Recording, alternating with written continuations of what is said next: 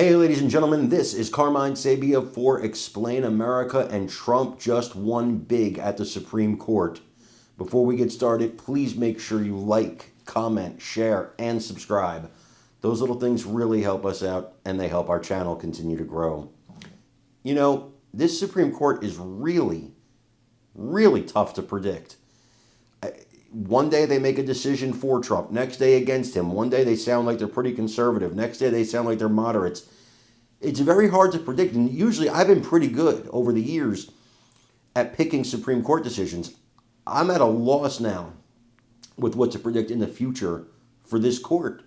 It's absolutely astonishing how difficult they are to measure, how difficult they are to predict. Well, I actually thought they were going to go against Trump in this particular case, and they sided with him. The case involves Trump laying off workers in a federal department he's looking to get rid of.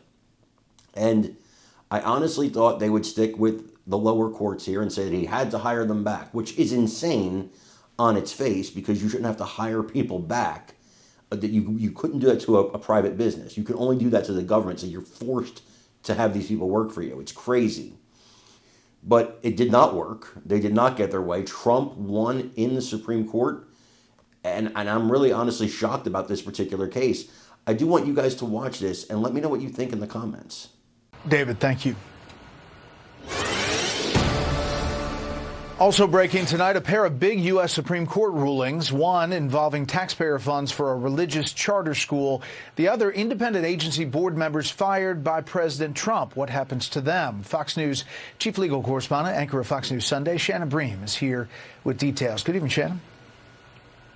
Good evening, Brett. So let's start with those firings. The order in this case is a big win for the president, at least temporarily, as the Supreme Court says his decision to fire members of two independent federal boards can proceed, at least while the case continues to play out on the merits. The order says this in part because the Constitution vests the executive power in the president.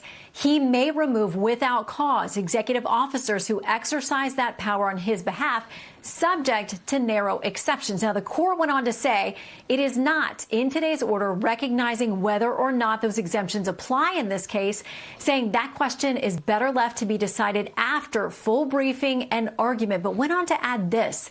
The government faces greater risk of harm from an order allowing a removed officer to continue exercising the executive power than a wrongfully removed officer faces from being unable to perform her statutory duty.